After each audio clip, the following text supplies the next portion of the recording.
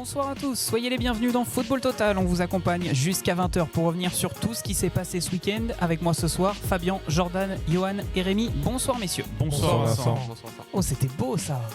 Au programme ce soir, grand dossier Ligue 1 avec l'épilogue du championnat de France qui a vu Lille sacrée hier soir. On parlera aussi de Paris, de Monaco, de Lens, de Bordeaux et de Nantes. On fera également un tour en Espagne puisque l'Atlético Madrid est champion d'Espagne depuis samedi après-midi. On abordera aussi le cas du Real qui n'a remporté aucun titre cette saison. Fin de saison oblige, on reviendra sur les événements qui nous ont marqué cette année et notamment le contexte sanitaire qui nous aura donné une année si particulière. On vous donnera également tous les résultats des dernières journées européennes avant de passer au quiz de Jordan et de conclure par les pronostics. Vous pouvez réagir à l'émission via Facebook et Instagram avec les comptes Football Total Bordeaux FM et sur Twitter avec le hashtag Football Total Bordeaux FM.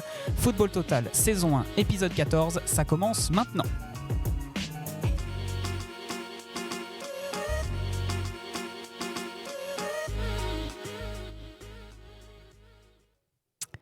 Et on va démarrer avec l'épilogue du championnat de France de Ligue 1. Lille a été hier soir sacré champion de France en s'imposant 2-1 face à Angers. La première question que j'ai envie de vous poser, messieurs, est-ce que ce titre de Lille, ça prouve que la meilleure équipe a gagné ? Je vais commencer. Vas-y. La meilleure équipe en termes de régularité sur toute une saison, moi je suis assez pour être d'accord. Parce que voilà, même si on a entendu un peu depuis hier les réactions certains joueurs, je pense à la déclat de Mbappé qui disait que c'est le PSG qui a perdu le titre plus que Lille ne l'a gagné. C'est vrai que si Paris avait été plus sérieux sur toute la saison, normalement il n'y a pas de débat comme on le sait depuis maintenant beaucoup de temps, mais il ne faut pas enlever du crédit à cette équipe de Lille parce que ce qu'ils ont fait c'est quand même un bel exploit. Sur toute la saison il y avait une stat comme quoi ils n'ont jamais été en dessous de 2 ou 3 je crois, donc voilà, ils ont directement pris les choses en main. Petit à petit ils ont vu qu'ils avaient quelque chose à jouer, qu'en plus couplé aux mauvaises prestations du PSG, que voilà, petit à petit ils se sont dit que voilà, ça allait être possible, même si on sait que voilà, dans les interventions de Galtier et des joueurs, ça c'était un peu, ils osaient pas trop parler du titre, etc., mais on savait qu'ils le jouaient. Et moi je suis content de voir déjà une autre équipe que le PSG l'emporter, et je pense que c'est totalement mérité parce que ils ont été hyper solides dans les gros matchs cette saison. Ils perdent contre aucun concurrent direct. Voilà, c'est pas un champion avec un jeu léché incroyable, etc. Mais ils ont fait le boulot. Il y a des cadres qui ont été présents et c'est 100% mérité. Et bravo à Lille. Fabien ? Non, je suis tout à fait d'accord et on voit que les millions ne font pas tout. Il faut une cohésion d'équipe, il faut un coach qui mobilise tout. Ils ont fait une bonne saison, la régularité a été irréprochable. Après, je pense que le coup de pouce le coup de pouce entre guillemets, la malchance qu'ils ont eu. Et la chance pour moi, c'est l'élimination en Europa League. Je pense que s'ils avaient continué l'Europa League, ils n'auraient pas été champions de France. Je pense que l'élimination c'est possible. a fait quelque chose. Ils n'avaient que ça à jouer à la fin, et la Coupe de France, pardon. Et je pense que ça a fait aussi quelque chose dans le niveau mental. Ça ne veut pas tout dire non plus. Non, c'est sûr. Après, ils auraient pu retomber et se dire... Ils ont gardé la tête haute, entre guillemets. Ils ont fait une bonne fin de saison. Et Yilmaz était encore là. David, qui au début de la saison n'était pas trop top, il s'est un peu mis en avant. Et puis, niveau même collectif, tout ça, c'est très fort.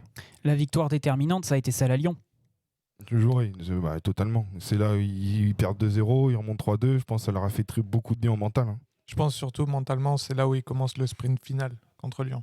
C'est cette victoire à l'arraché, en étant mené 2-0, en gagnant 3-2, c'est ça qui a lancé leur fin de saison, je pense. Ouais, ils ont eu des matchs un peu références, comme celui de Lyon. Je pense aussi au match au Parc des Princes où ils vont gagner contre le PSG, où là aussi c'était une surprise et c'était pas forcément attendu. Et ils ont eu aussi des matchs qui n'étaient pas des matchs de grand standing, mais qui ont été très importants dans leur saison. Je pense au match contre Metz il y a 3-4 semaines, je crois, où ils arrivent à s'en sortir. Il y a eu plein d'alignements d'étoiles un peu pour eux, et c'est provoqué par l'excellent boulot de Galtier et de tout son staff, et aussi de Campos, même s'il n'est plus là. Parce que voilà, c'est une équipe qui a été bien construite, qui a été construite intelligemment, avec des bons profils, avec des cadres Fabien en a parlé, il y a eu Yilmaz qui s'est réveillé, qui a été vraiment déterminant sur la fin de saison alors qu'il venait de rater des matchs. Voilà, il y a eu du José Fonté derrière qui a été là toute la saison, qui a été déterminant. Ils ont une colonne vertébrale avec Maignan, Fonté, André aussi, parce qu'il faut en parler de lui, qui est un joueur incroyable et ça fait vraiment plaisir pour lui qu'il soit champion de France parce que il a été déterminant dans cette équipe. Et voilà, ils ont une colonne vertébrale vraiment solide. Il y a des joueurs qui ont été un peu irréguliers autour. Renato Sanchez n'a pas fait une saison pleine. Bamba, Ikoné ont été un peu sur courant alternatif. Yazici, pareil. Voilà, il y a eu des joueurs, du bon joueur, Araujo aussi, etc. Mais c'est vraiment la force collective qui a vraiment ressorti et qui a fait qu'ils sont allés chercher cet exploit ensemble. Rémi? Ouais, voilà, on voit qu'il y avait un projet qui était bien travaillé à Lille. Et justement, ce projet, il a abouti. On a vu une équipe qui a su jouer ensemble.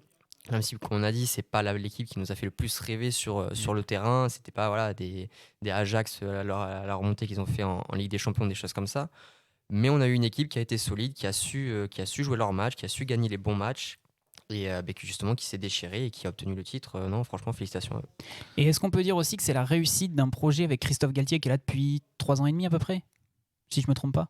Ouais, c'est ça. Depuis l'échec de Marcelo Bielsa, c'est aussi à lui qu'on doit cette réussite, puisqu'il a réussi à mener à bien son projet jusqu'au bout. Ouais, le boulot de Galtier est vraiment phénoménal. D'ailleurs, il en a été récompensé avec ce titre de meilleur entraîneur de la Ligue 1 et je pense que c'est quelque part assez mérité, même si nous, dans la précédente émission, on avait dit qu'on était plus OK pour le donner à Kovac ou même Hez.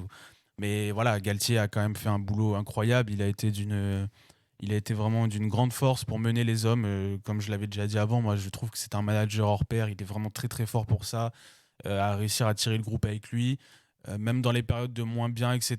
Voilà, il n'a pas non plus fait de grands coups tactiques et comme disait Rémi, ça n'a pas non plus été un Lille très joueur, mais ça fait le boulot, quoi. Enfin, il faut pas trembler dans les matchs comme ça et sur la régularité d'une saison. On sait que c'est très très dur et il a aussi bénéficié d'un groupe qui a une expérience dans le championnat et voilà, c'est quand on voit Fonté, André, Yilmaz par exemple, c'est des mecs qui ont quand même du vécu, qui savent comment gérer une saison de championnat, même si se retrouver dans cette position-là, c'était nouveau pour pas mal de joueurs. Moi, j'avais un peu peur qu'ils craquent, honnêtement, avant la dernière journée, là, parce que je me dis, match à Angers, l'extérieur, etc. On a vu qu'au Saint-Etienne, la semaine d'avant, ils avaient eu un peu les chocottes et que c'est au bout d'un moment, la peur de gagner, elle arrive, parce que c'est des mecs qui sont pas forcément habitués à jouer ce genre de match à pression, et contre Angers vraiment ils ont fait le boulot, quoi. C'était vraiment bien, quoi. Il y a des joueurs qui sont sortis de leur boîte, je pense à Jonathan David aussi, qui a eu un début de saison très compliqué et qui au final a réussi à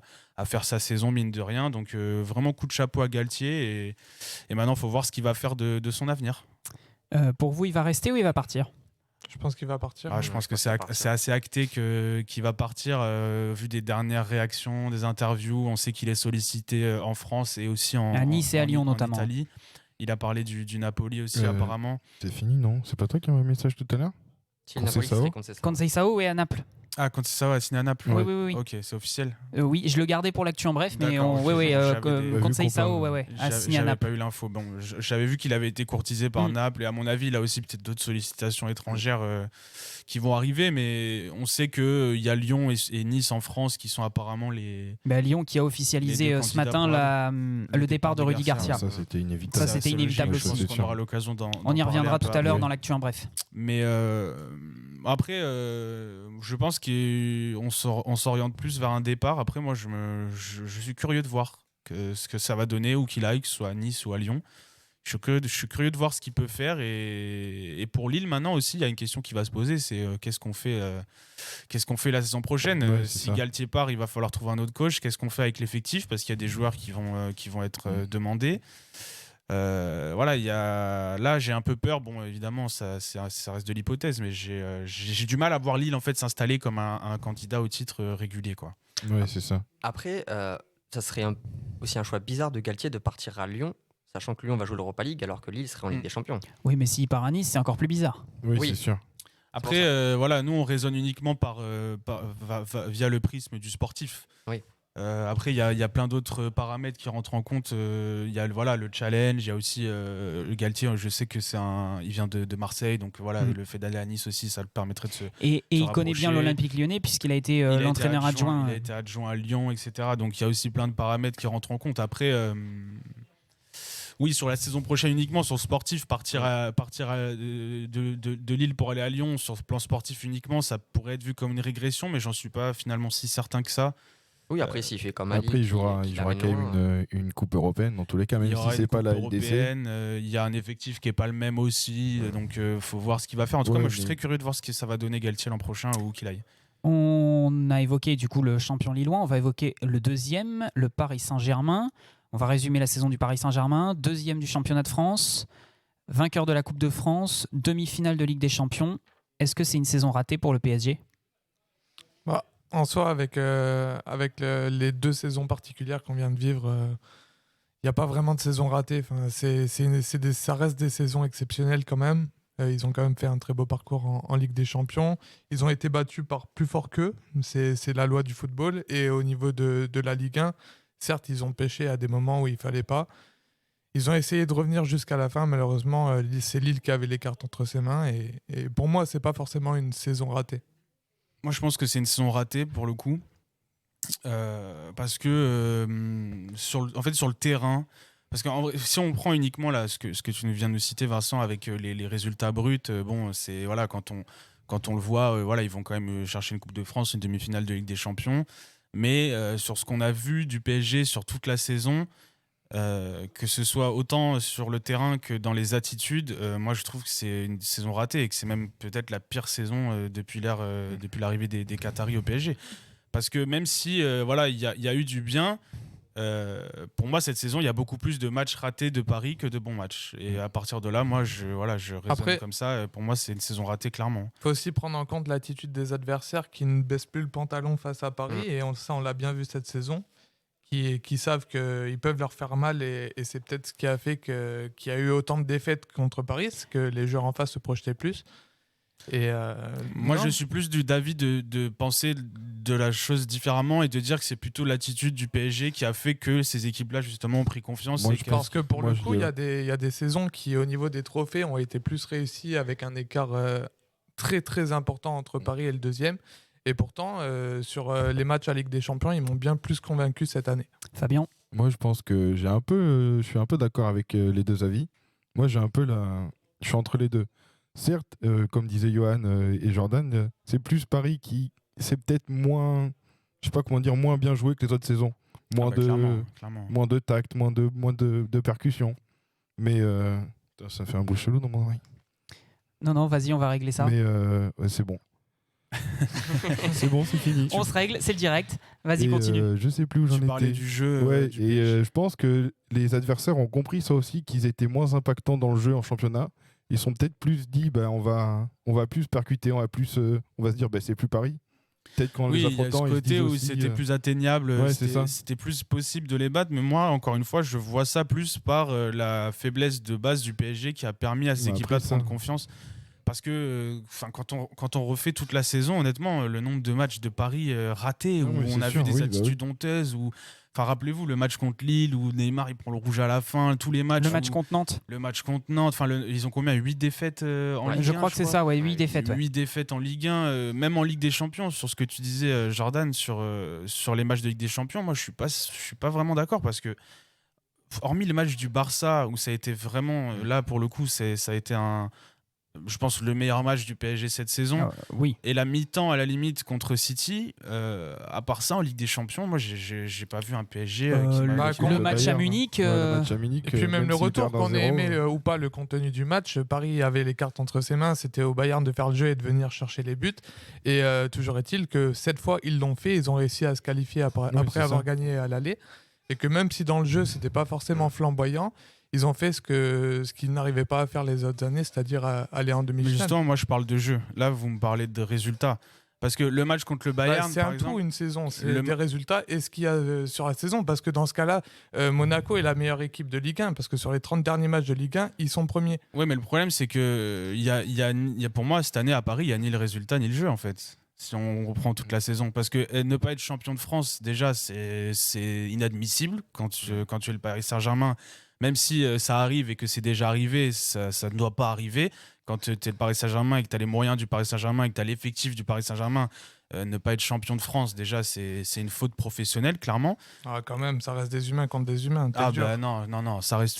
C'est pas des aliens. Pour moi, ça reste des humains. Non, donc, pour moi, c'est une faute professionnelle. Quand tu es le PSG, tu dois être champion de France, clairement. Et je suis pas aussi Mais catégorique. je suis pas que toi. totalement d'accord avec toi parce que est-ce que justement on peut pas prendre le problème à l'envers et dire que Lille était tout simplement plus fort? non, moi, je suis pas d'accord avec ça. Parce que Lille, honnêtement, Lille mérite son titre. Hein. Je vais pas basculer dans le discours de dire que Lille ne mérite pas, etc. Je l'ai dit en plus tout à l'heure. Pour moi, Lille mérite son titre parce qu'ils ont fait ce qu'il fallait. Ils ont fait une saison de champion en termes de points. Voilà, ils font clairement une saison de champion. Ils font une vraie saison. Mais, et pour le coup, je rejoins un peu ce que disait Mbappé sur cette déclaration. Pour moi, si Paris est sérieux et fait ne serait-ce que le minimum, parce que cette saison, honnêtement, ils ont été honteux. Enfin, ça aurait été intéressant d'avoir l'avis d'un supporter parisien qui a vraiment suivi son équipe toute la saison, parce que vraiment il y a tellement de matchs où tu te tires les cheveux, où tu te dis mais enfin pour moi vraiment ça s'apparente presque à une faute professionnelle, hein. Ce PSG là, honnêtement, il doit rouler sur la Ligue 1 avec l'effectif qu'il a. Regarde, par exemple, si tu regardes le Bayern, bah eux, chaque saison, ça roule sur la Bundesliga sans aucun problème, quoi. Ils font le boulot et parce qu'ils doivent le faire. Après, voilà, il y a eu de la concurrence cette année. Il faut savoir, parce qu'on se plaint quand ils ont 20 points d'avance et on se plaint aussi quand ils sont deuxièmes. Ouais. Et quand ils sont deuxièmes, c'est de faute professionnelle, et quand ils ont 20 points d'avance, c'est normal. Mais faute professionnelle, Ah je oui, trouve le mot un peu je fort suis pas quand même, hein. d'accord. Ah, moi honnêtement, je suis presque à dire que c'est une faute professionnelle, ouais, parce que vu l'effectif qu'ils ont, vu les moyens qu'ils ont, normalement, quand tu es dans un monde où tu alignes Neymar, Mais dans ces Mbappé, cas-là- Di Maria, avec Moi, l'équipe qu'ils ont, dans quel monde tu n'es pas champion de Ligue 1 quand Je même? comprends dans le Avec tout le sens respect où, que j'ai pour la Ligue 1 et pour la saison de Lille, encore une fois, qui mérite, pour moi, Paris doit être champion de Ligue 1 normalement facilement chaque moi, je année. comprends Yann dans le sens où une Coupe de France, c'est peu payé. Enfin, pour une saison comme ils font, pour moi, une Coupe de France, c'est pas un palmarès que doit avoir Paris à la fin d'une saison. Mais clairement pas. Donc, de ce côté-là, je rejoins Yoann de la dire. Moi, j'emploierais pas le terme de faute professionnelle, mais une Coupe de France sur le PSG, c'est. Non. Donc je on l'ai reviendrait, supporter on du reviendrait à PSG, la je le question en rentrerai disant dans que la c'est une saison ratée. Et dans ces Moi, je cas-là, pense que le Real bah est le oui, pire oui. club. raté. C'est totalement stupide de tirer des conclusions hâtives juste en regardant sur le papier qu'ils ont juste gagné une Coupe de France. Ils sont allés jusqu'en demi-finale, ils ont Oui, joué tout à 3 fait, oui. compétitions en même temps, contrairement à tous leurs concurrents directs en France. Non. Lesquels Lyon n'avait pas de compétition européenne cette saison. Oui, et Lille Monaco. non plus, Monaco non plus. Bah, C'était- si, bah, enfin, Lille, ils ont été, Lille avait l'Europa League. Oui. Oui, enfin, ils ont été éliminés début février. Ils sont Oui. sortis en Donc huitième. ils ont mais quand même avaient eu quasiment l'Europa tout League. 2021 pour se concentrer sur le championnat. Je trouve ça un peu Moi, je suis facile pas de dire que d'accord c'est une avec faute ces professionnelle. arguments. Moi, je Mais trouverai pas regarde. d'excuses au PSG comme je pense que tu es en train de faire, parce que C'est pas une excuse, c'est tout simplement, enfin, c'est du football. Enfin, quand Barcelone a perdu contre la Roma, on n'a jamais dit que c'était une faute professionnelle. On a dit que c'était bien joué de la Roma. Oui, mais là, on parle d'une saison entière. Là, on parle pas d'une double confrontation. On parle vraiment sur une saison Mais c'est entière. ce qui fait le charme du football. Le Enfin, PSG. en plus, Non, avec, mais je te dis cette pas année que je m'en avec le réjouis pas. Covid. Je te dis pas que je m'en réjouis pas ou que je trouve pas ça beau. Moi, je l'ai dit. En plus, je suis content qu'il soit champion. Je suis content qu'on ait du changement. Mais si on se met dans la peau d'un supporter parisien, c'est une saison ratée pour le PSG de faire juste une Coupe de France. Même si en Ligue des Champions, il y a eu quand même des émotions, il s'est passé des choses et il y a peut-être quelque chose à entrevoir à ce niveau-là, en Europe en tout cas, mais au niveau du championnat national, c'est une saison ratée pour moi, de A à Z. Pour être tout à fait honnête, l'aspect le plus négatif pour moi de la saison de Paris, c'est de se rendre compte que tu n'évolueras jamais avec Neymar, que Neymar sera jamais ton leader et qu'il te fera jamais gagner la Ligue des Champions. Mais c'est pas la saison qu'il y a eu. Je voudrais qu'on termine avec Rémi parce qu'il faut enchaîner. Ouais, mais moi justement, je vais rebondir sur toi. Pour moi, en mettant à la place d'un supporter parisien, pour moi, ça serait une saison ratée. Parce que juste avoir une Coupe de France, mais forcément, t'es déçu. Tu te dis, t'aurais pu gagner la Ligue des Champions, t'aurais pu aller au moins jusqu'en finale t'aurais pu aller en finale de Ligue des Champions, pardon, et remporter le championnat. Après, je pense aussi que c'est un problème de largeur d'effectif, puisque Oui, c'est quand vrai. t'es le Paris Saint-Germain, oui, t'as un beau 11, mais le beau 11, malheureusement, il peut pas jouer tous les matchs toute l'année.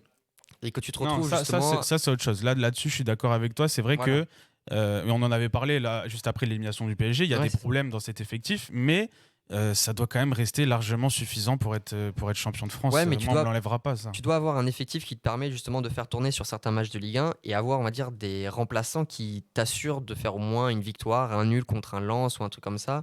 Mais ou même contre ils Lille, les ont Monaco. quand même. Ils les ont quand même. Ouais, mais ils doivent pas être assez concentrés sur le projet. On va pas me faire avaler que Sarabia, que Draxler, que des joueurs comme ça, que des Herrera, ils sont pas capables d'être dans une équipe championne de France quand même. Techniquement, oui, peut-être, mais après, peut-être que mentalement, ils sont pas assez investis dans le projet. C'est ça, après, voilà, sur la globalité de la saison et sur les manques de l'effectif et les problèmes physiques, etc., ça c'est encore autre chose et je suis assez d'accord, mais pour moi, voilà, ne pas être champion de France, c'est vraiment une faute pour ce PSG. Après, pour moi, qu'on soit champion de France ou pas, le PSG de cette année n'est pas pire que les autres années. Tu n'as toujours pas trouvé d'identité collective, tu n'as toujours pas de jeu, tu te reposes toujours sur des individualités. Et cette année, c'est le collectif qui a gagné. Ouais, mais justement, les autres années, ils arrivaient quand même à maintenir un résultat. Oui, parce que les équipes en face en Ligue 1 ne faisaient pas le travail. Là, ils l'ont fait et le collectif a primé sur les individualités. Moi, j'explique autrement. Moi, je pense que si Paris est sérieux, et normalement, Lille, je suis désolé, mais ils sont pas avec champions. Dessy, tu as toujours les mêmes champions chaque année. Non, mais moi, encore une fois, je suis content que Lille soit champion, vraiment. Mais voilà, bon, il faut passer à autre chose. Mais pour moi, c'est saison ratée clairement de Paris. On va quitter Lille et Paris. On va s'attarder sur la 3e place maintenant avec Monaco qui a fait une deuxième partie de saison, on va dire, quasi parfaite. Est-ce qu'à Monaco, c'est le début d'un nouveau cycle ? Nouveau cycle, oui, parce qu'il y a quand même eu un nouvel entraîneur qui est arrivé en début de saison. Et qui a fait un super boulot. Voilà, on a déjà parlé plusieurs fois de ce qu'a fait Kovac et tout. Moi, je suis très content pour Monaco parce qu'ils finissent la saison quand même sur une belle note. J'avais un peu peur qu'ils s'écroulent parce que je les trouvais très fatigués, notamment sur la finale de Coupe de France aussi, où ils n'ont pas fait un match à leur meilleur niveau. Bon, après, globalement, c'était pas le match de l'année non plus. Hein. C'était pas le match de l'année non plus, c'est sûr, mais je pensais Monaco pouvoir être capable quand même d'inquiéter un peu plus le PSG. Et on a vu qu'ils sont tombés un peu sur leur maladie du début de saison, qui étaient les erreurs individuelles, avec celle de Disasi qui offre le but à Icardi, enfin à Mbappé puis à Icardi. Donc, si on reprend la saison globale de Monaco, c'est une super saison parce que y a un coach qui est vraiment un top coach européen, je pense, et qui a vraiment fait grandir l'équipe. Je pense qu'ils sont en avance en fait sur les temps de passage de ce qu'ils attendaient du nouveau projet en fait, parce qu'il y a eu des recrues, il a fait exploser des joueurs. Voilà, les deux milieux de Tchouaméni, Fofana qui font une super saison. D'ailleurs, Tchouaméni qui a été le meilleur espoir de Ligue 1. Ouais. Il a géré son effectif vraiment parfaitement. Voilà, il y a eu un Ben Yedder qui a eu des périodes de moins bien, qui a été mis sur le banc, qui a au final montré une force de caractère et qui au final termine la saison avec 20 buts. Il y a eu un Kevin Folland qui a été très régulier sur toute la saison. Il y a eu vraiment de très belles choses, hein, même en défense. Voilà, il y a des joueurs qui sont un peu sortis qu'on n'attendait pas trop. Je pense à Badiachil qui a été très bon. Enfin, il y a quelque chose à faire. Après, c'est encore un peu le même problème que pour Lille et que pour pratiquement toutes les équipes qui ont fait une belle saison. C'est qu'est-ce qui va se passer à l'intersaison. Voilà, on sait que les gros clubs européens, ils vont toquer à la porte pour certains joueurs. Est-ce qu'ils vont réussir à remplacer les joueurs qui vont partir ? Est-ce qu'ils vont réussir à garder cet effectif-là ? Mais en tout cas... moi, j'ai hâte de les voir la saison prochaine. Très, très hâte. Est-ce qu'ils ont appris de leurs erreurs, surtout de vendre tous leurs joueurs en même temps et de se retrouver à la saison avec des joueurs sans expérience qui viennent juste d'arriver.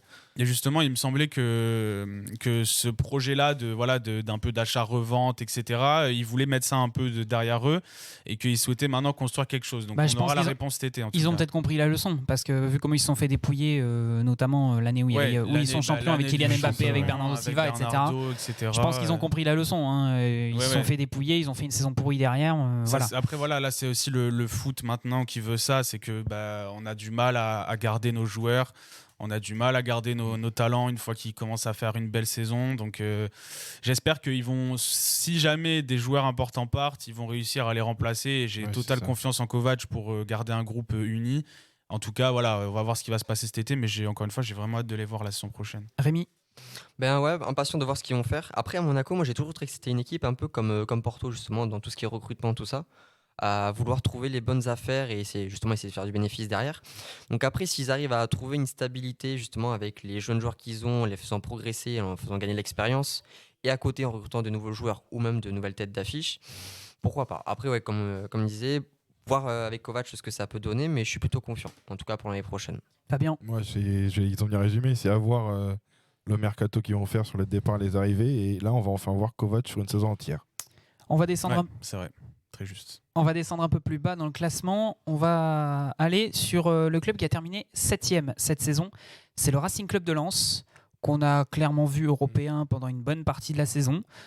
qui termine 7e, coiffé au poteau par les Rennais. Est-ce que c'est cruel pour les Lensois ? Oui et non. Oui, non, ouais, c'est ça, c'est oui et non, parce on n'a rien à leur envier. Ils ont fait une énorme saison. De là d'où ils viennent, ils sont promus, ils finissent 7e, ils passent un bout de temps de la saison à lutter pour l'Europa League. Après, je pense, moi j'ai toujours dit, c'est vers la fin de la saison, ça va pêcher. Et bah, c'est pas raté, c'est des bons petits joueurs, ils ont une bonne cohésion d'équipe. Mais après, de là, peut-être le mental qui a dû lâcher à la fin. Je pense que le match contre Bordeaux a peut-être été un tournant de fin de saison. Ouais. Tu parlais des joueurs, il faut noter que Jonathan Klaus a été nommé dans le 11 type de la Ligue 1 de cette saison et c'est mérité. Totalement mérité. Ils font une super saison. Après, voilà, c'est un peu cruel parce que sur le moment, quand tu vois que 2-3 journées de la fin, tu es encore en course pour aller chercher une Coupe d'Europe, c'est un peu cruel de se faire coiffer au poteau, comme tu disais, et de pas au final la jouer. Mais je pense qu'avec un peu de recul, tous les supporters lensois, voilà, ils seront quand même très satisfaits de la saison. Et là, ça va être encore le même dilemme que pour Monaco, pour Lille, etc. C'est qu'est-ce qui va se passer cet été parce que voilà, il y a des joueurs qui vont être demandés pareil. En tout cas, moi, franchement, ça a été très plaisant de les voir parce que non seulement ils ont fait une saison toujours pratiquement en Europe, mais en plus, c'est en jouant. Et ça, on n'en a pas trop parlé, mais ça a été une des équipes qui a quand même pratiqué un des plus beaux jeux en Ligue 1 et toujours en essayant d'attaquer, de presser, système à 3 avec un gros pressing, des gros pistons qui attaquent. Kakuta qui a fait une super première partie de saison et un peu dommage qu'il s'écroule en deuxième partie parce que c'est aussi un peu ça qui leur a fait du mal. Ils ont été, comme l'a dit Fabien, un peu fatigués à la fin et du coup ils ratent un peu leur fin de saison et ils échouent à une place de l'Europe, mais dans tous les cas ça reste quand même top pour eux et ça serait bien de voir le RC Lens s'installer durablement en Ligue 1 et de pouvoir comme ça jouer au moins le top 10 chaque saison. C'est toujours cool. C'est dommage parce que le retour des supporters à Bollaert serait peut-être fait en Coupe d'Europe. C'est vrai qu'en plus le retour des supporters à Bollaert, c'est vrai que ça on en a pas trop parlé, mais ça nous a privé aussi d'une superbe ambiance dans ce stade à chaque fois et de beaux derbies aussi contre Lille, etc. Donc très content. En tout cas, moi, tous les matchs que j'ai vus du RC Lens cette saison, c'était vraiment des bons matchs et il faut vraiment le souligner. Bravo à eux pour la saison. Jordan. C'est clair que c'est cruel de louper une compétition européenne à un point. Après, ce qui me rassure un peu, c'est que s'ils arrivent à garder leur entraîneur, le système de jeu sera le même et sera plus abouti. Donc on pourra voir ça et surtout, on sait qu'à Lens, il y a une ferveur incroyable et qu'ils peuvent être vraiment très utiles à cette équipe lensoise.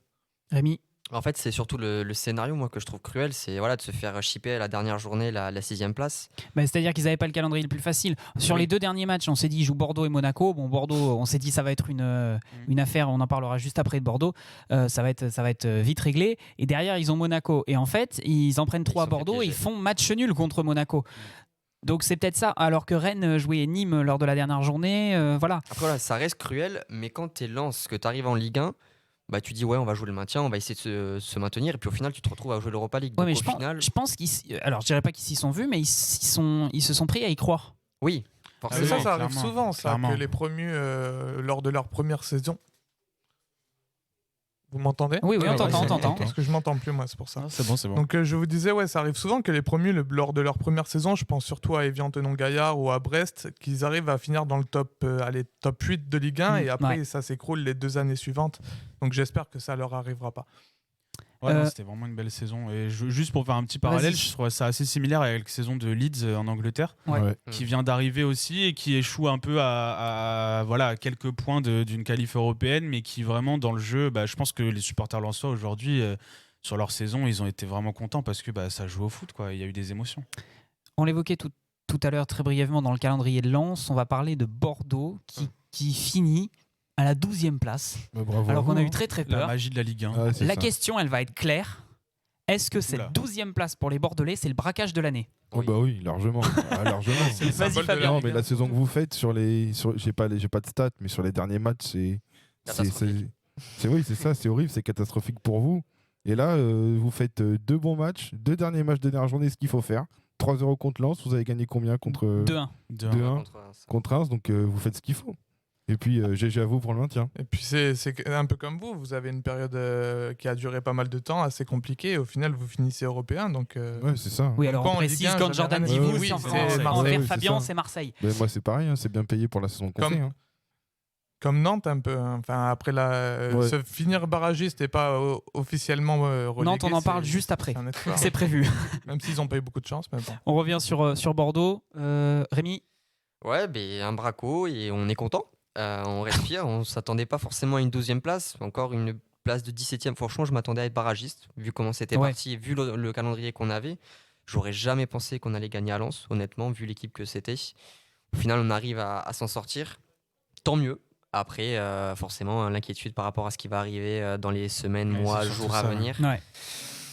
Mais bon, on va croiser les doigts, quoi. C'est surtout ça, parce que braquage, personnellement, entre finir 12e ou 17e, voilà, moi, ça me change pas forcément grand-chose sur la saison, quoi. Enfin, psychologiquement ? Ouais, même. Enfin, psychologiquement, à mon avis, ça fait longtemps que, voilà... Moi, qu'on finisse 17 ou 12, au final, ça a été la même saison. Au moins, l'essentiel est fait, la catastrophe est évitée, on est maintenu. Moi, maintenant, ce qui va m'intéresser, c'est ce qui va se passer dans le futur, quoi. C'est trouver un repreneur, faire le ménage et repartir sur un projet cohérent. La saison, elle est catastrophique sur tous les points.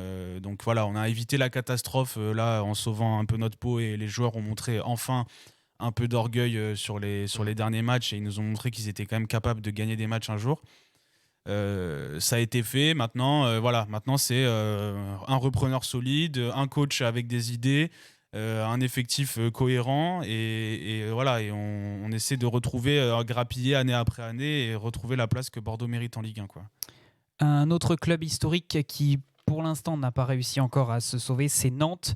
Est-ce que cette 18e place pour Nantes, c'était couru d'avance ? Vu l'arrivée de Domenech dans le club et les 7 matchs sans victoire, quoi. Ouais. C'était peut-être pas tracé.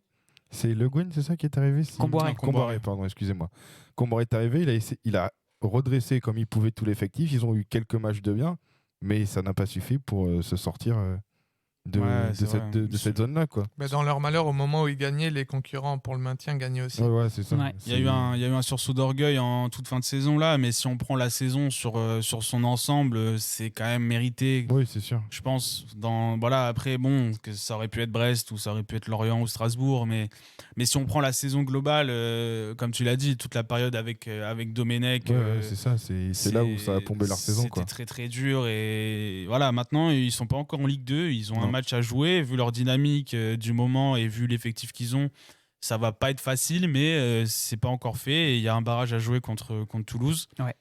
Ça va être intéressant. Ça va être très intéressant à regarder parce que Toulouse cette saison a été quand même assez impressionnant.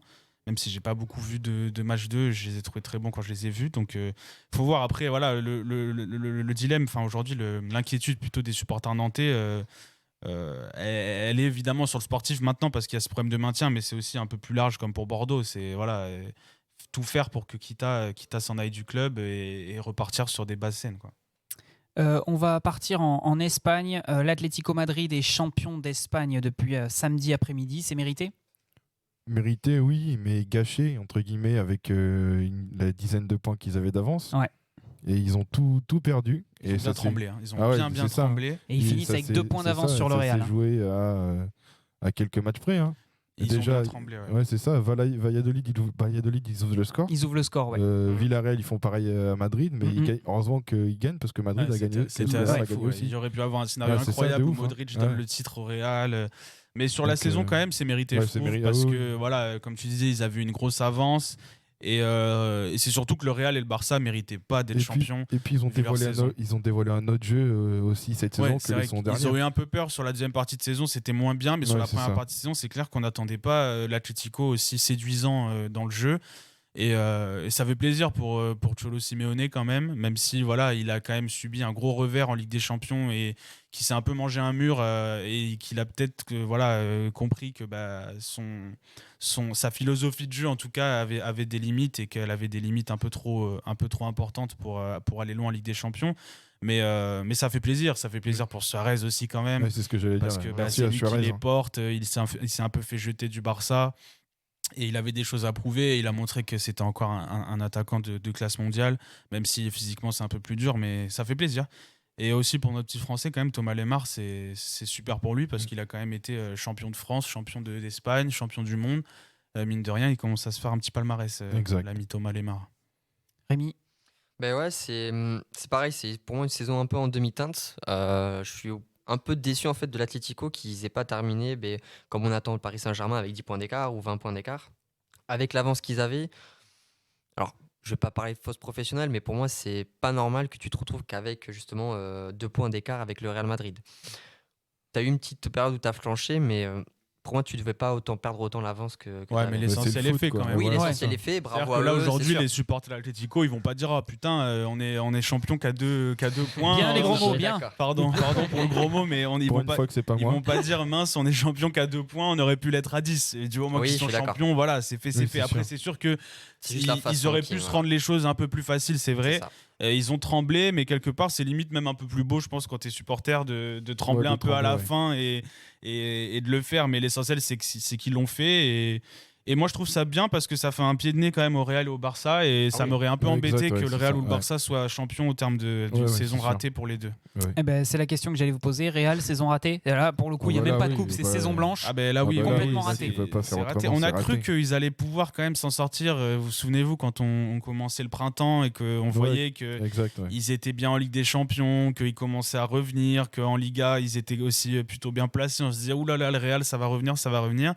Et au final, bah, ça a plongé. Il y a des limites qui ont été trop importantes pour ce club. Il y a un effectif qui a pas été assez revu. Il y a des transferts qui ont été ratés. Je pense à Eden Hazard Ouais, on est principalement. d'accord.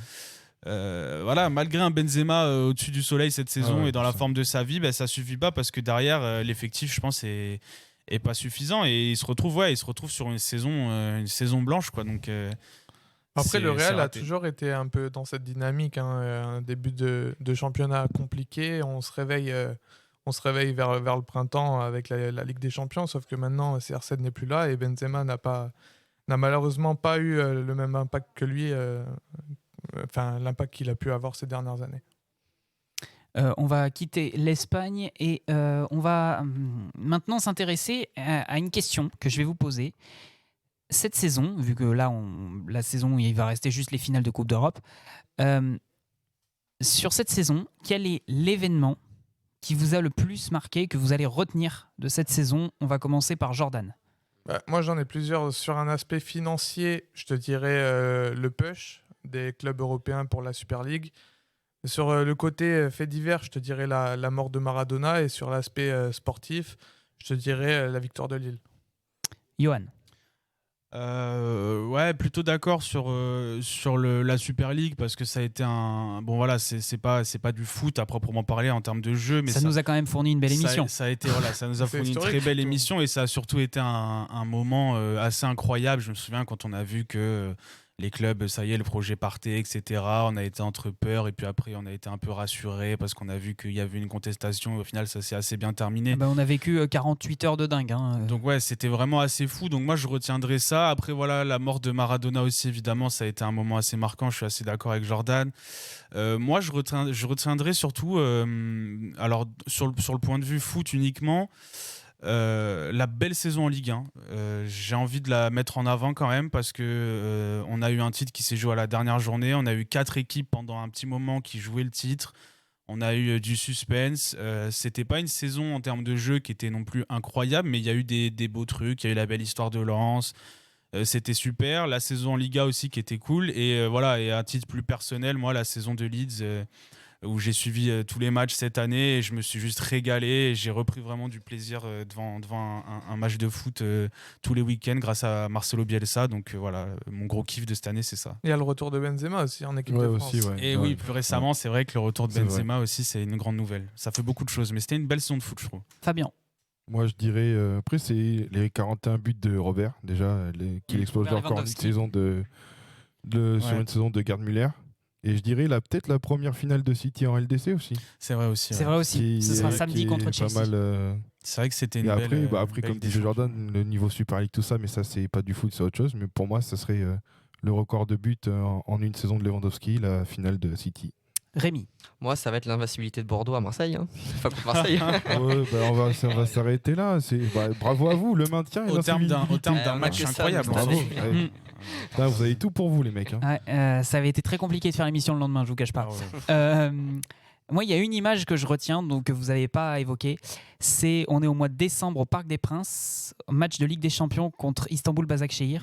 Ah oui. C'est pour une fois l'ensemble des joueurs qui luttent, qui agissent contre le racisme. Il y avait eu des insultes proférées contre un membre du staff de Başakşehir par le 4e arbitre. Les deux équipes ont choisi de sortir du terrain. Le match avait été s'est terminé le lendemain. Ouais, Et c'est vraiment le marquant. premier pas vers quelque chose de vraiment très important. Cette lutte contre le racisme qu'on a évoqué pendant des années dans les clips de l'UEFA, mais où il n'y avait pas vraiment d'action. Et là, ça y est, c'est enfin en marche. Ouais, Mais la est-ce que s'il y avait contestation. eu des supporters, le résultat aurait été le même? Ça, c'est une question Sachant, qu'on peut se poser aussi. Hein. Que tout le monde a payé sa place, que c'est essentiellement fait d'économies, je suis pas sûr. Alors, que- pour le coup, si... Ils auraient peut-être repris dans la soirée, je pense. Oui, mais Oui, pour je le pense. coup, s'il y avait eu du public et que ça s'était il serait- passé exactement pareil, Mais il serait revenu ça aurait été lendemain. encore plus fort. Ouais, je pense. aussi, ouais. Je pense que ça aurait été encore plus fort. C'est vrai qu'il y a On le eu, saura jamais. il y a eu Ouais. un mouvement de contestation qui était assez inédit et ça rejoint aussi un peu celui qu'il y a eu sur la Super League, même si évidemment c'est des causes et des combats totalement différents. Mais c'est vrai qu'on a eu beaucoup de faits divers, entre guillemets, cette année en rapport avec Ouais. le foot qui n'étaient pas dus au terrain. Et il y a eu beaucoup de choses, hein. L'attribution de la Coupe du Monde au Qatar qu'on connaissait avec le boycott des Norvégiens. On a eu en France l'affaire avec Ménès et le sexisme, etc. On a eu beaucoup de faits divers et c'était quand même une belle saison sur le terrain. Et même si évidemment voilà, la mort de Maradona, tout ça, c'est des trucs qui marquent et qui tournent autour du foot. Si on parle de terrain, quand même, je trouve que en termes de foot et de saison, etc., ça a été quand même une belle saison et en plus tronqué toujours par ce rythme dû au Covid qui n'a pas été évident. Et en plus, elle n'est pas terminée parce qu'il nous reste quand même un Euro et des Jeux Olympiques. Et des Donc, finales de et Coupe des- d'Europe. Et des finales de Coupe d'Europe aussi, bien sûr. Et donc voilà, une saison qui se termine par une compétition nationale, internationale, pardon, c'est toujours intéressant. Et qui sait, on a peut-être encore de belles surprises à voir à l'Euro. Avec, on espère, la France qui va au bout. On l'espère. On va passer à l'actu. En bref, non, on va d'abord commencer par tous les résultats, puisqu'on a abordé la Ligue 1 et le championnat espagnol. Pour la Ligue 1, la victoire donc, de Lille 2-1 à Angers, victoire du PSG 2-0 à Brest, le match nul 0-0 entre Lens et Monaco, la victoire de Nice, un peu surprise, 3-2 à Lyon, un but partout entre Metz et Marseille avec ses 2 pénaltys au bout de la nuit. Rennes qui s'impose 2-0 face à Nîmes, Montpellier s'impose 2-1 à Nantes, Dijon, il faut le noter, s'impose 1-0 à Saint-Etienne, la victoire de Bordeaux 2-1 à Reims et un partout entre Strasbourg et Lorient dans un match crucial pour le maintien. Lille est donc champion de France. Lille et le Paris Saint-Germain joueront la Ligue des Champions la saison prochaine. Monaco devra passer par le 3e tour qualificatif. Lyon et Marseille sont directement qualifiés pour les phases de poule de l'Europa League. Rennes disputera le barrage de la Ligue Europa Conférence. Nantes disputera un barrage contre Toulouse pour se maintenir en Ligue 1 ou descendre en Ligue 2. Nîmes et Dijon sont directement relégués en Ligue 2. En Angleterre, le carton de Manchester City 5-0 face à Everton, la belle victoire de Tottenham 4-2 à Leicester, la victoire de Manchester United 2-1 à Wolverhampton, la défaite de Chelsea 2-1 à Aston Villa, la victoire de Liverpool 2-0 face à Crystal Palace notamment. Manchester City est donc champion d'Angleterre, ça on le sait maintenant depuis un certain temps. Manchester City, Manchester United, Liverpool et Chelsea sont en Ligue des Champions. Leicester et West Ham disputeront l'Europa League. Tottenham disputera l'Europa Conference League. Arsenal échoue à 1 point de la Coupe d'Europe. Fulham, West Bromwich et Sheffield United sont relégués en Championship. En Espagne, on l'a évoqué tout à l'heure, la victoire de l'Atlético 2-1 à Valladolid, la victoire du Real 2-1 face à Villarreal. Le Barça s'impose 1-0 à Eibar. L'Atlético Madrid est donc champion d'Espagne. L'Atlético, le Real, le Barça et le FC Séville joueront la Ligue des Champions. La Real Sociedad et le Betis Séville disputeront l'Europa League. Villarreal jouera l'Europa Conference League. Huesca, Valladolid et Eibar sont relégués. En Italie, en Serie A, ça a été serré jusqu'au bout pour la Ligue des Champions avec la victoire de la Juve 4-1 à Bologne, la victoire du Milan AC 2-0 sur la pelouse de l'Atalanta dans presque une finale pour la Ligue des Champions. Et à noter également le match nul de Naples, un but partout face à l'Hellas Vérone. L'Inter Milan est donc champion d'Italie, on le sait depuis des semaines déjà. L'Inter, le Milan AC, l'Atalanta et la Juve joueront la Ligue des Champions. Naples et la Lazio seront en Europa League et la Roma jouera l'Europa Conference League, la Roma de José Mourinho la saison prochaine. Benevento, Crotone et Parme sont relégués en Série B. Et enfin en Allemagne, avec la 34e et dernière journée de Bundesliga, la victoire du Bayern Munich 5-2 face à Augsbourg, la défaite de Leipzig 2-1 sur la pelouse de l'Union Berlin, Dortmund qui s'impose 3-1 face à Leverkusen, la belle victoire également de Mönchengladbach 4-2 sur la pelouse du Werder Bremen. Le Bayern est champion d'Allemagne, le Bayern, Leipzig, Dortmund et Wolfsburg joueront la Ligue des Champions, Francfort et Leverkusen joueront l'Europa League, l'Union Berlin disputera le barrage d'Europa Conference League, Cologne jouera un barrage contre le 3e de Bundesliga 2 pour se maintenir en Bundesliga. Et le Werder Bremen et Schalke sont relégués. Un petit mot, c'est quand même deux clubs historiques de la Bundesliga qui descendent. Ce que j'allais dire, le Werder et Schalke, c'était quand même des gros cylindrés fut un temps en Bundesliga et qui sont quand même restés assez longtemps dans le championnat. Donc ça fait des clubs qu'on connaît un peu de nom qui descendent. Donc j'espère pour eux que ça va vite remonter quand même parce que pour le bien du foot mondial, on a envie de voir des clubs historiques rester quand même en D1. On va donc passer à l'actu en bref. On l'évoquait rapidement tout à l'heure au fur et à mesure des sujets. Les trophées UNFP ont été décernés ce week-end. C'est le Parisien Kylian Mbappé qui a été élu meilleur joueur de Ligue 1, le meilleur entraîneur Christophe Galtier et le meilleur gardien Keylor Navas. On a évoqué aussi Aurélien Tchouaméni, meilleur espoir. Réaction, c'est mérité dans l'ensemble ? Oui, si on va pas. Après Mbappé, sur la saison qu'il fait, oui. Après, on a tous nos préférences, je pense.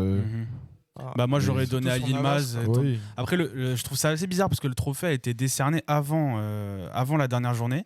Et ils font toujours ça, je crois qu'ils font la cérémonie la veille de la dernière journée ou un truc comme ça, quand il y a cérémonie. Pour le coup là, avec la saison qu'on a eue, on a un champion qui s'est dessiné sur la dernière journée et je trouve que ça change quand même un peu la donne. Oui, c'est vrai. Parce que le scénario n'a pas été celui-là, mais imaginez par exemple Lille qui est en train de perdre contre Angers et Paris qui gagne et hop, Yilmaz qui met un doublé qui donne le titre à Lille. Enfin, on a envie de le donner à Yilmaz, quoi. Pour moi, j'ai vu la saison de Lille et qu'il soit champion, j'ai envie de donner le meilleur joueur à un joueur de Lille, même si, comme on l'a dit avant, c'était quand même plus un collectif que des individualités. Mais vu la liste des nommés, moi, j'aurais donné le meilleur joueur à Yilmaz et j'aurais aussi donné le meilleur gardien à Maignan plutôt qu'à Navas. Même quand tu as un joueur qui fait une saison d'extraterrestre. Évidemment que si Mbappé mérite son titre parce qu'il fait une saison de fou et que c'est incroyable ce qu'il a fait.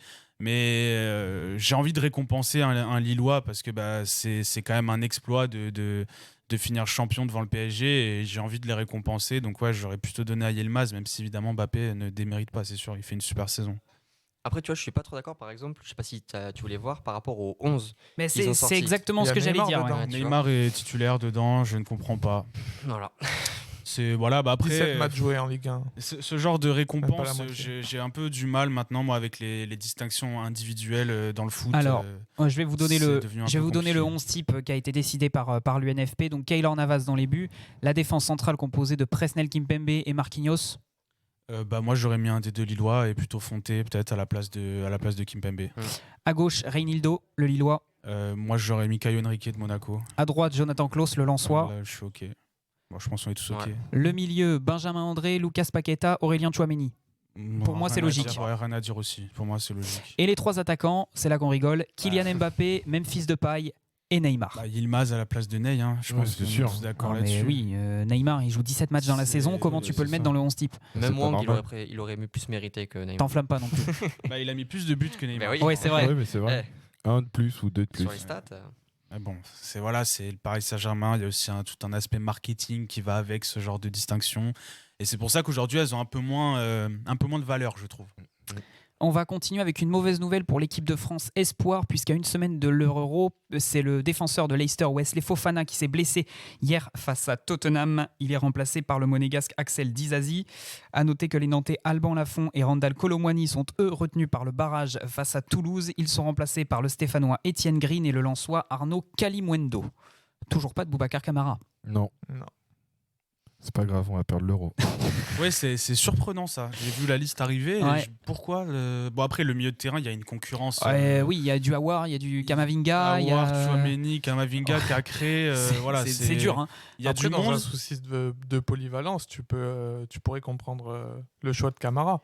Qui Bah peut oui, jouer parce et au que milieu et en défense. Camara centrale. peut jouer. Et en plus, ça aurait été bien vu de le prendre. Vu le forfait de Fofana, il aurait pu servir en plus en tant que central.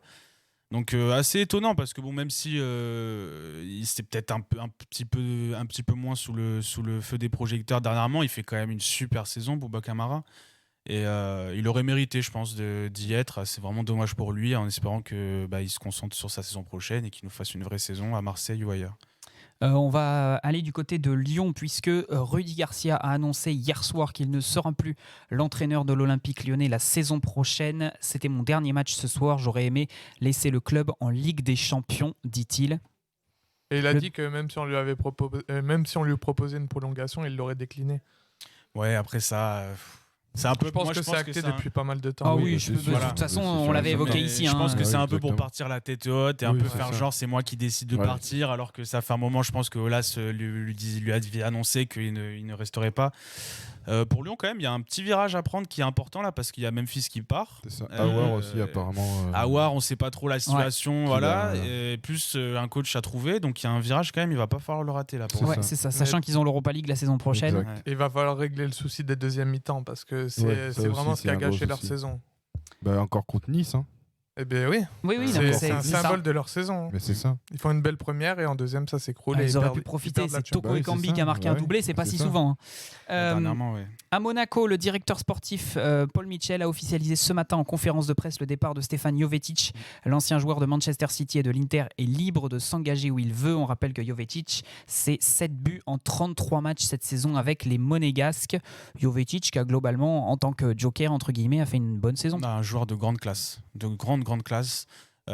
Physiquement, voilà, c'est moi. À chaque fois que je le vois jouer, je peux pas m'empêcher d'avoir des regrets, et de me dire si ce mec-là, il avait été un peu plus épargné par les blessures dans sa carrière quand même. Voilà, l'équipe qui va le récupérer, elle va faire un bon coup. Je sais pas trop ce qu'il pourrait donner un peu plus haut en termes de prestige de club, mais en tout cas, ouais, un joueur de grande classe, Jovetic. En Italie, ouais, Problème de micro. c'est ça. Il va tenir. En Italie, après le départ annoncé de Gennaro Gattuso, Naples connaît son nouvel entraîneur. Il s'agit du Portugais Sergio Conceição, passé notamment par Nantes et Porto. Rémi ? Intéressant pour le Napoli, mais je trouve ça bizarre qu'ils partent déjà de Porto. Honnêtement, je l'aurais vu quand même faire encore une saison avec eux. Ah, c'est pas un coach très stable. Hein. Ben ouais, on a vu ça Il est justement pas avec connu, il est Nantes. pas connu pour mais, ça. Ouais. mais je pense que ça peut être pas mal pour le Napoli. Honnêtement, ça peut donner de belles choses. Donc après, à voir ce qu'il va faire selon le recrutement et avec l'équipe déjà qu'il a actuellement.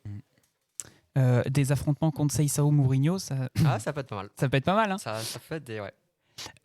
En Espagne, selon une information du Guardian, l'Argentin de Manchester City, Sergio Agüero, libre de son contrat à la fin de la saison, a signé un contrat de 2 ans avec le FC Barcelone. Dans le même temps, le Barça finaliserait aussi le transfert du Lyonnais Memphis Depay.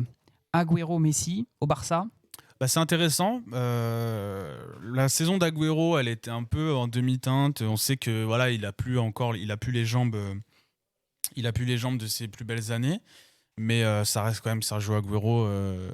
Après, moi, ça me questionne quand même parce que si on part dans l'hypothèse qu'Agüero et Memphis arrivent au Barça, Au revoir, Antoine. qu'est-ce qui va se passer C'est ce que avec j'allais dire, Antoine Griezmann. Qu'est-ce qui va Euh, se passer avec Griezmann et même Dembélé, même on peut-être sait Ousmane jamais, hein. Dembélé. en Ouais, termes c'est de ça. profil, en fait, bon, pour Memphis, ça serait bien, mais en termes de profil, je suis pas sûr que ce soit vraiment utile pour le Barça de prendre Depay. Ça Non, je serait pense un pas. bon coup parce que il est libre et que du coup, il n'y a pas d'indemnité de transfert, etc. Mais le Barça a pas besoin d'encore un joueur Non. qui joue dans des demi-zones. Ils ont besoin d'un vrai neuf, quoi. Surtout s'ils prennent Agüero. Ouais, Oui, c'est c'est ça. ça. Après, Agüero, moi, je pense qu'il arrive, mais il arrive pas pour faire une saison entière titulaire en tant que neuf, quoi, je pense. En fait, je me pose des questions sur son niveau physique et je me demande s'il a encore les jambes de faire une saison titulaire en neuf dans un grand club comme le Barça. Moi, je pense que J'ai des réserves. C'était plus un argument de Laporta pour faire rester Messi. Oui, c'est vrai que ça Oui, peut je être vu pense comme aussi, ça. ouais. Ça peut être vu comme ça aussi parce qu'on sait la relation qu'il a avec Messi. Mais pour moi, le Barça, on l'a vu cette saison, c'est criant. Il y a besoin d'un neuf dans la surface. Quoi. Après, en neuf, ils ont le meilleur, hein, Martin Braithwaite. Ah bah oui, Mais bon. en vrai, on rigole de Braithwaite, mais il a fait des bonnes entrées. dans Il a les fait entrées des- qu'il a ouais, fait, c'est justement, de ouf, on hein. voyait qu'il avait le profil que le Barça avait besoin. Alors, il a ses limites, évidemment, mais le Pour la coupe, Barça c'est très bien. a besoin d'un joueur de surface. Clairement, a besoin d'un tueur, un neuf, quoi. D'un Luis Suarez. D'un Ouais, Luis c'est ça, Suarez, ouais. d'un profil comme ça, quoi. Ils ont jamais retrouvé. Agüero peut l'être, non. mais le problème, c'est que moi, Ouais, j'ai des grosses réserves mais sur, c'est ça, sur physique. son niveau physique sur une saison entière. Mais Ouais. il a déjà Et 34 si ans. on ajoute donc, un Memphis un peu dans le mix, là, j'ai peur que ça se marche dessus encore. Ouais, c'est ça. Moi, j'ai peur que pour Memphis, la marche soit un peu trop. Oh, bah, c'est sûr, mais comme quand Ça, il j'en avait suis été pas à certain, United. tu vois. Moi, Je suis un peu d'accord avec Jordan. Hein. Bah, Moi, on voit ce que ça a donné à United, Ouais, c'est le pas pro- été. Mais la différence Ah, avec United, c'est que c'est plus le même homme aussi. C'était il y a très longtemps. Ah oui, à United, oui. Bah oui, Vincent, Moi, je attends. pense Oui, qu'il a. j'ai eu un bug. S'il te plaît. Moi, je pense Vincent. qu'il a mûri depuis quand même en tant qu'homme, Memphis, et je serais bon. Évidemment, on sait pas encore, mais je pense qu'il peut réussir dans un grand club. Moi, je le vois bien. Après, c'est la question du profil dont on parlait qui m'interroge un peu plus, mais sur le niveau de Memphis et sur sa capacité à pouvoir jouer dans un grand club, moi, je pense qu'il est capable. On va rester en Espagne puisque le sélectionneur espagnol Luis Enrique a communiqué sa liste des 24 joueurs qui disputeront l'Euro. Aymeric Laporte, le Français fraîchement naturalisé espagnol, fait partie de ce groupe. En revanche, aucun joueur du Real Madrid n'y figure. Un joueur de Ligue 1 a été appelé par Luis Enrique. Il s'agit du Parisien Pablo Sarabia. Réaction sur Aymeric Laporte. Je vais commencer par Rémi. Bah, tant mieux pour lui. Enfin, une sélection nationale. Après, à voir s'il va s'éclater là-bas. Après, pour parler de Aymeric Laporte et même l'Espagne en règle générale, je sais pas s'ils n'ont pas l'effectif le plus faible depuis ces dernières années. Honnêtement, je vois pas Ouais. je les vois pas faire grand-chose à l'Euro. Après, voilà, je vais peut-être me tromper, peut-être que justement Luis Enrique va réussir à les mobiliser et à faire quelque chose d'exceptionnel. Mais c'est pas ceux qui me font le plus peur, en tout cas sur le papier. Moi, en soi, ça me dérange un peu. Je vais pas vous mentir. Enfin, je Par rapport à comprends. Laporte. Ouais, je comprends totalement son choix d'un point de vue personnel. Après, je trouve que c'est un peu beaucoup de l'opportunisme. Et ça me dérange un peu dans le sens où les sélections, ça doit être différent du club. Ça doit être vraiment la consécration d'une carrière. Et quand on voit tous les attaquants qui ratent leur place en équipe de France par faute de concurrence, j'ai du mal à avoir un Lacazette ou même un autre joueur aller dans une autre sélection juste pour être international. Après, il y a une question. Enfin, on sort un peu du foot, hein, mais il y a une question aussi d'identité qui rentre en jeu parce que Laporte, c'est un joueur qui a grandi en Espagne, qui a toujours vécu là-bas. Enfin, je m'appuie en fait, je le connais pas, hein, mais je m'appuie en fait sur les propos de Fred Hermel à RMC qui justement parlait de ce cas-là et qui disait que en fait, il y a un côté en fait identitaire qui rentre en jeu et évidemment qu'il y a la décision, elle est un peu aussi opportuniste parce que il a jamais eu sa chance en équipe de France et d'un côté, moi je le comprends parce que quand on voit qu'il a quand même performé, même si à City, il a un peu du mal à s'imposer cette saison et qu'il a un peu perdu sa place, mais il a quand même eu, normalement, il aurait quand même eu sa chance en équipe de France si Didier Deschamps n'en avait pas voulu autrement. Donc si maintenant il se sent de vouloir jouer pour l'équipe d'Espagne, Mais il l'aurait qu'il- fait depuis bien longtemps. et Ça qu'il- fait bien longtemps que l'Espagne lui court après. Il a toujours refusé, disant qu'il voulait être en équipe de France. Au moment Alors où ça, il je voit sais pas. qu'il va encore rater une compétition, là, Mais t'es sûr de ça? Ah oui, c'est sûr. Que l'Espagne l'a déjà contacté, Oui, qu'il a bien déjà sûr. Et qu'il a Ah oui, toujours mais ça fait fermé la déjà un porte moment, pour hein. l'équipe de France. et qu'il a dit explicitement, moi je veux jouer en équipe de France. Il l'a dit. Bah écoute, moi franchement sur ce débat-là, moi je ne peux pas dire ça me dérange parce que ça reste un choix personnel et que on est personne, je pense, pour critiquer la décision d'un joueur de choisir tel ou tel pays, que ce soit par opportunisme ou par simple identité de se sentir plus espagnol que français ou comme tu l'as dit et comme on le dit par opportunisme, bah voilà, c'est sa décision, tant mieux pour lui. Il a été pris, il a le droit, c'est dans son droit, il a la double nationalité, donc il a le droit de jouer pour l'Espagne. Il a pris la décision. Ouais, Moi, mais dans ces comme cas-là, il n'y a disait pas Rémi, de débat. tant mieux pour Moi, je lui. comprends sa position. Après, d'un point de vue personnel, je trouve ça vraiment opportuniste. Et j'espère qu'on va jouer contre lui et qu'on l'éliminera. L'Espagne qui est dans un groupe assez relevé quand même, groupe E avec la Pologne, la Suède et la Slovaquie.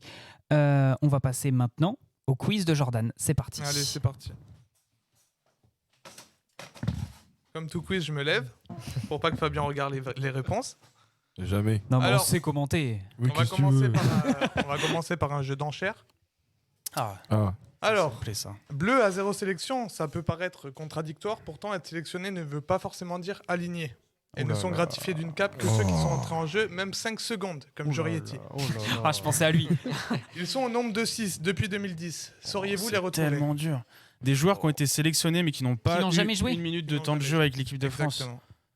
Bah, qui commence? Alors, pour vous aiguiller un peu, il y a 2 gardiens. Oui. Il y a un joueur dont on a parlé ce soir et Mhm. 3 autres. Français, évidemment. Et est-ce que ceux de la dernière liste comptent?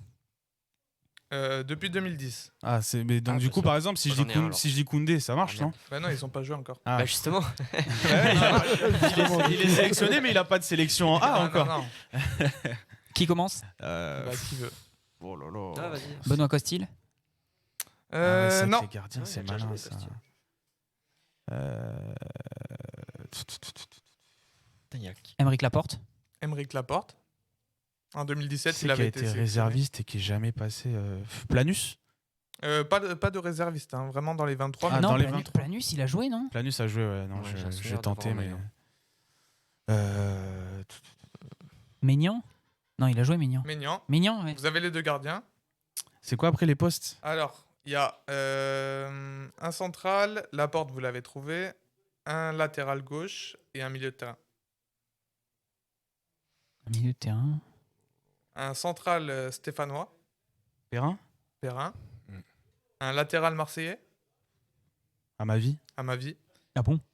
Oui, il a été sélectionné genre. Alors là, j'ai dit au pif. Hein. Ah ouais, alors là. Et un milieu londonien. Gendouzi? Gendouzi. Oh. Voilà, vous avez les Oh. 6. Ah ouais. Alors, deuxième jeu d'enchère également. Aujourd'hui, tout va bien en équipe de France, mais ça n'a pas toujours été le cas, notamment en octobre 2012. En effet, 5 joueurs des espoirs ont été faire le mur à Ah l'issue oui. du 1-0 remporté au Havre Mhm. contre la Norvège en barrage aller Oh, de l'Euro c'est qui, les 2013, autres J'en ai 2-3. avant de se faire humilier sur le match retour 3 jours plus tard. Qui sont-ils? Il y a Griezmann, Ouais, c'est sûr. ce que j'allais dire. ouais. Mvila. Mvila. Laporte. Non. Laporte est pas? Kurzawa. Ah non, il est sérieux, il y a Griezmann, Mvila. Il n'y a pas Ben Yedder? Ben Yedder. Ah oui. Il y a Ben Yedder qui Ben y Yedder. est. Attends, c'est qui? Mavinga, non? Alors, Mavinga. juste, on va Mavinga. s'arrêter Et un 2 secondes. Vous voyez pas ce qu'on voit nous. On a Rémi et Fabien qui sont face à face et qui se regardent en mode on va jamais y arriver. Ah non, on il y en voulait a- jouer, on a- on on voulait a- jouer. Pas bien, ils les étaient- quiz étaient trop faciles apparemment. Ouais. Ils étaient 6, c'est ça? Ils étaient 1, 2, 3, 5. 5. Donc Ça on a, en manque un. on a Ben Yedder, Griezmann, Mvila. Mavinga, j'ai dit aussi qui Ouais. était. Mavinga. Ah oui, Et, Mavinga. ouais. alors le dernier. C'est quoi qui son que poste c'était Attaquant. Non, un jeune de l'époque attaquant. La casette? Non. Non, Non. Hudson Edouard. Non, Non, c'est trop jeune. il ça. aime trop bien. trop jeune. Il a déjà eu des Menez. accidents de voiture. je suis trop con. Des accidents de voiture. Nyang. Mbaye-Niang. Oh, Exactement. bien. Ah ouais, oh là là. C'est vrai que Griezmann y était quand même. Ouais, ouais, on s'en bah oui. souvient pas, mais on l'a jamais. Et Ben Yedder. Ouais, ils ont jamais vraiment été. Oui, non, moi j'ai dit inquiétés, Kurzawa quoi. par rapport à la. C'était Oui, à la à ce moment-là, la Ouais, célébration. il avait fait hein. le- oui. Contre la Suède, ouais, exact. Un petit qui Exact. suis-je, les amis. Du coup, je fais mes débuts professionnels à Lyon en janvier 95 sous les ordres de Jean Tigana, entraîneur que je vais suivre à Monaco 3 ans plus tard pour enfin m'y révéler aux yeux du grand public. Je fais partie des joueurs déterminants pour le titre de champion de France en 99-2000, enchaînant les passes décisives. Je marque également 5 buts et deviens international français. Malheureusement, au suite d'une rupture des ligaments croisés, je rate la Coupe du Monde 2002 avant de revenir plus fort et de m'envoler vers la Catalogne en 2004. Ludovic Julie. Ludovic Julie, bien joué. Bonne réponse. Et je l'avais Bien depuis tout à l'heure, mais je me suis dit, je vais dire une connerie. Je vais dire une Après connerie. un bref séjour à Rome, je pose mes valises à Paris en joué. 2008 avant de finir ma carrière là où tout a commencé à Monaco en 2011. Qui suis-je? Julie. Ludovic Julie. Et le Barça aussi. C'est vrai. Bah, Et la Rémi. Catalogne. Ah oui, la Catalogne, il a dit. Rémi. C'est là où ça m'a fait tilt. La Ah bah tiens, tradition- Rémi. La traditionnelle compo portugaise. Tu comprends pourquoi il faut s'investir Ouais, dès le voilà, début? c'est ça. C'est pour éviter d'avoir ça. Ouais, Bon, mais moi, j'ai dit. Alors je vais te poisson rouge. demander la compo portugaise de Bah la voilà, finale bah, de l'Euro 2004 contre la Grèce. Bonne chance, Rémi. On peut l'aider Alors, un En peu. plus, en plus, c'était au pays. 20h21, c'est la fin de l'émission. En S'il plus- en a quelques-uns, je veux bien qu'il Ah, prenne la parole. défense, c'est- En plus, en 2004, c'était chez toi. Hein. C'était au Portugal. Hein. Oui, c'est vrai, oui, mais bon, moi j'avais 5 ans. hein. Ah bah, il faut les retenir, les compositions. Partie de ton histoire. Pas dans l'ordre, hein, juste les joueurs comme ça. Vas-y. Il n'y avait pas de déco. Déco, C'est en déployé, 10. Qui y avait 2004 Figo. Il était Figo à encore. gauche. Carvalho, je l'aide un peu. Non. Non, même pas. Oui, oui, pardon. Bah, si, Carvalho, si, ouais, si. ouais. Bonne réponse. On peut l'aider. Allez-y. Allez-y. Cristiano. Cristiano. Cristiano à droite. Costinha. Costinha. milieu de Nuno terrain. Gomes. Non. Pépé, il était là ou pas non. Même jeune, non Bruno Alves. Non. Oh. Est-ce qu'il y avait Pauletta? Paoletta. Ouais, un Paoletta, point. ouais, exact. Ils ont qui d'autre Il s'appelle le gardien.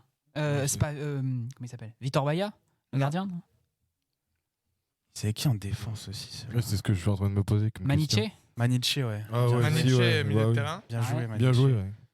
Là, il vous manque toute la ligne défensive. Ouais, la c'est première. bah la oui. défensive, c'est dur. Ils avaient qui derrière Rui Costa. Non.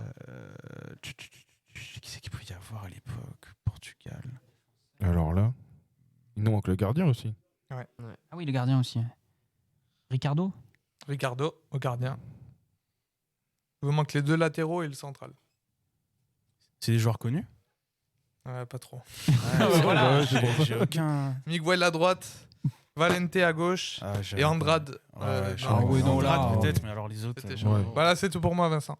Merci Jordan. Merci. On va finir par les pronostics. On va faire un petit point sur ce qui s'est passé la semaine dernière. Rappelez-vous, il y avait des trucs à 2 points. Sachez que Fabien a plutôt bien réussi, 6 points. Mm. Rémi, Il est là. 6 points. Ouais. Johan, 5 points. Ça va. Jordan, 1 point. Bah écoute, Aïe, aïe, aïe. Classement, mauvais élève. le classement, Fabien, 39 points. Ouais, ici. Rémi, 30 points. Johan, 30 points. Jordan, 22. Ah, il y On a peut pas deux- mettre un malus pour Fabien? Pourquoi Mali- Parce qu'il est Bah, trop pas- devant. Non, c'est juste que Faut que ce Rémi veut la Non, première mais place. Comme la Ligue 1, il faut que ce soit un peu serré. On va revenir. Il y a On va encore revenir, du temps. ouais, c'est ça. Encore du temps. Les pronostics, bon, ça va être léger, vous me voyez venir hein, sur ce qu'il va y avoir cette semaine. Oui, bah, Mercredi soir, finale de l'Europa League, Villarreal, Manchester United. Fabien, moi, je crois en Villarreal. Jordan, United. Johan, United. Rémi. Pas possible, match nul. Pas de nul possible. Ah bah si, techniquement. Non. Non. Fais pas coucou toi. Non, United. Le braquage est en marche. Samedi soir, finale de la Ligue des Champions, Manchester City, Chelsea. Johan, Manchester City. Rémi, Ouais, City aussi. Jordan. Fabien peut répondre avant. Non, Jordan, je fais exprès. Bah, Chelsea, du coup. Fabien. City. Et alors, jeudi et dimanche se joue le barrage Ligue 1, Ligue 2 entre Nantes et Toulouse. La question est, est-ce que Nantes se maintient ou est-ce que Toulouse est promu? Fabien. Je dirais, c'est compliqué. Hein. Je dirais Toulouse pour la beauté. Parce qu'ils ont fait une énorme saison de Ligue 2 et je pense qu'ils vont pas lâcher le bout de gras maintenant. Johan. Nantes se maintient. Rémi. Nantes se maintient. Jordan. Nantes. Ouais, je suis le seul à vouloir un derby de la Garonne la saison prochaine, les mecs. Je C'est veux ça plus que... de Toulouse en Ligue 1. Ok. Et nous, on fait un derby de l'Atlantique encore avec Nantes. Ouais, mais quel est le meilleur Ouais, mais contre Toulouse, vous perdez. C'est peut-être pour ça que ça vous arrange. Hein. Oh non, historiquement. Nantes, on a pris une tôle hein, quand même aussi, je oui, crois. oui. hein. Nantes, bon, ça dépend. On a Après, pris avec 3-0. Bordeaux. Ouais. 3-0, oui, c'est ça. Ouais, bah ouais, c'est Bon, ça. entre les Nantes deux, et je sans préfère Bavière. voir Nantes en Ligue 1. Ouais, moi aussi. Je préfère qu'il reste en Ligue 2 Toulouse. On va se quitter là-dessus. On va vous donner rendez-vous mardi prochain. Mardi prochain, c'est Jordan qui sera à ma place. Oh, yes. Je vous laisse entre de bonnes mains. Dès 21h, vous retrouvez toute l'équipe de Théo Courant. Nous, on se retrouve donc mardi prochain avec Jordan. Passez une excellente soirée sur Bordeaux FM. Salut.